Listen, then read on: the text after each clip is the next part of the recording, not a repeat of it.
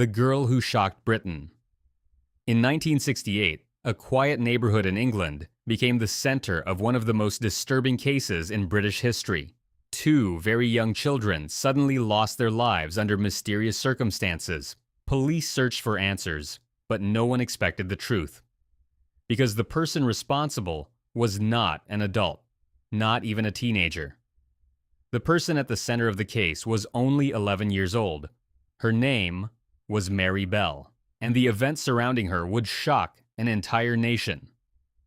Before we continue, if you enjoy true crime stories like this one, consider subscribing to the channel.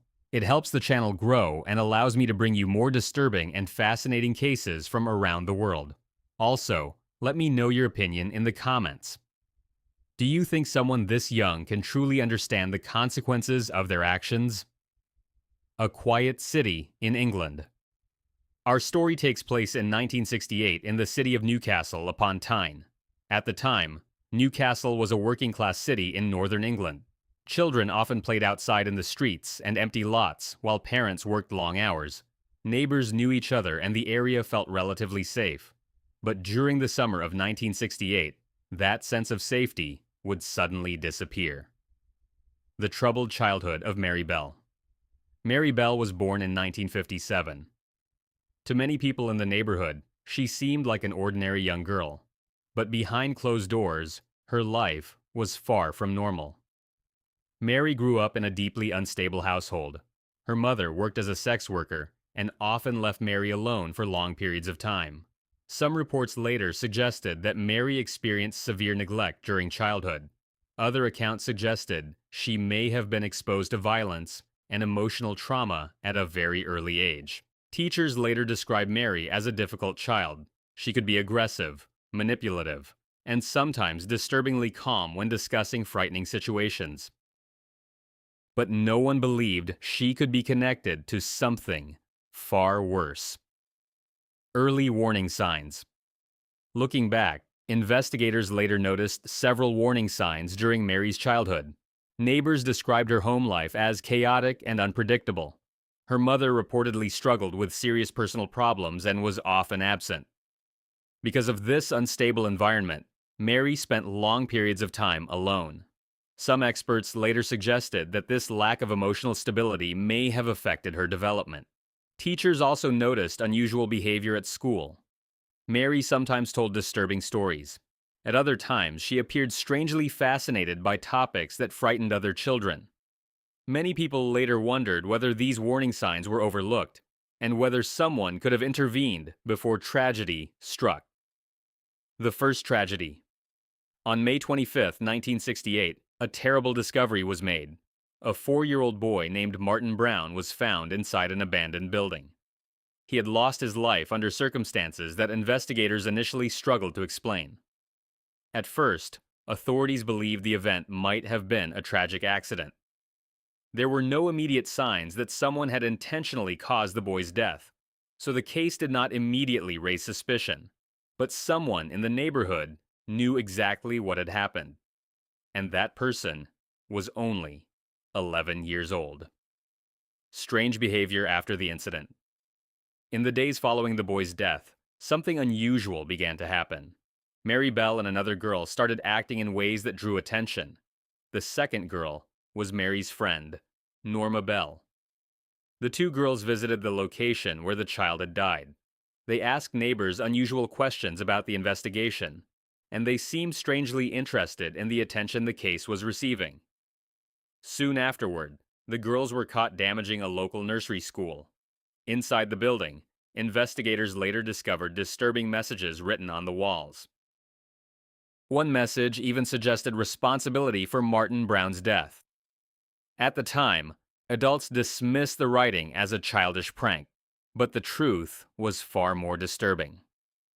A second tragic discovery. Only 2 months later, another devastating event occurred. On July 31st, 1968, the body of a 3-year-old boy named Brian Howe was discovered. This time, investigators quickly realized that the child's death was not accidental. The circumstances clearly suggested a violent act. Even more unsettling was what investigators discovered afterward. The person responsible had returned to the scene. Someone had interfered with the location after the boy was already gone.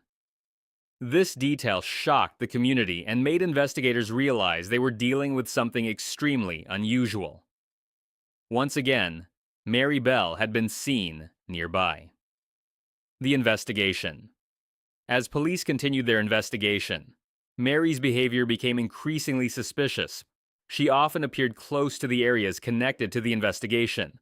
She asked unusual questions, and she seemed strangely fascinated by the tragic events. Eventually, detectives decided to question Mary and her friend Norma more carefully. During these conversations, their stories began to change. Certain details did not match, and investigators slowly began to realize something deeply unsettling. The person responsible for the deaths might actually be a child. The trial that shocked the country. Later that year, the case went to court. News of the event spread across the entire United Kingdom. Newspapers everywhere carried headlines about the 11-year-old girl connected to the deaths of 2 children. For many people, the case was almost impossible to understand. How could someone so young be involved in something so terrible? During the trial, psychologists carefully examined Mary's mental condition.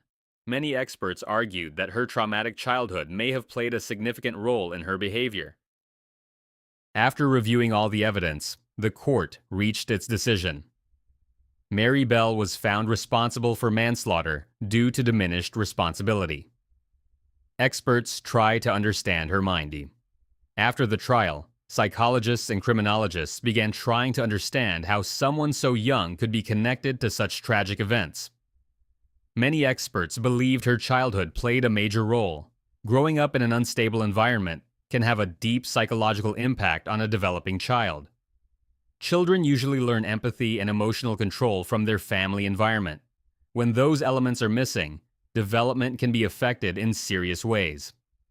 Some specialists suggested that Mary may have struggled to fully understand the emotional consequences of her actions. Others believed she may have been seeking attention in the only way she knew how. Even today, experts continue to study the case in an attempt to understand what happened. Public reaction. When news about the case spread across Britain, the public reaction was intense. Newspapers covered the story almost every day. Many people were shocked that someone so young could be connected to such tragic events. Some demanded stricter laws and better protection for children. Others believed that Mary herself had been a victim of a deeply troubled childhood. Psychologists, journalists, and politicians debated the case for years. The same question kept appearing again and again. How responsible can an 11-year-old truly be? How the community was affected. The events deeply affected the community of Newcastle upon Tyne. Many families suddenly became afraid to let their children play outside. Parents began watching their children more closely than ever before. Neighbors who once trusted each other now felt uneasy. For the families of the children who lost their lives, the grief was unimaginable, and for many residents, the summer of 1968 became a time they would never forget. The sentence. Because of her young age and mental condition, Mary Bell was not sent to an adult prison. Instead, she was placed in a secure institution for young offenders. There, she would remain for the next 12 years. The decision divided public opinion. Some believed the punishment was too light. Others believed Mary needed psychological treatment rather than harsh punishment. Life after release. In 1980, after spending 12 years in custody, Mary Bell was released. Authorities made an unusual decision. To protect her safety, they granted her a completely new identity. Her name and location were kept secret from the public. Years later, she became a mother, and the courts later extended the anonymity order to protect her daughter as well. Even today, Mary Bell is believed to live somewhere in the United Kingdom under a different identity. Why this case is still discussed. Even decades later, the story of Mary Bell continues to be discussed by historians and criminologists. It forced society to confront difficult questions about childhood trauma and criminal responsibility. Could early intervention have prevented what happened? Could someone have recognized the warning signs sooner? Or was the outcome inevitable, given the circumstances she grew up in? These questions remain unanswered. How the case changed public discussion. The case also started an important national discussion about how society should treat young offenders. Should children involved in serious crimes be treated the same way as adults? Or should their age and upbringing be considered when deciding punishment? These debates influenced discussions about juvenile justice in the United Kingdom for many years.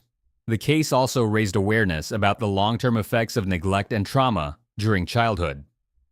Many experts began emphasizing the importance of recognizing warning signs early. The hope was that better support systems could prevent similar tragedies in the future. Final thoughts. What do you think about this case? Was Mary Bell fully responsible for what happened? Or was she shaped by the extremely difficult environment she grew up in? Share your thoughts in the comments. And if you enjoy true crime stories like this one, don't forget to like the video and subscribe to the channel. More fascinating and disturbing cases are coming soon.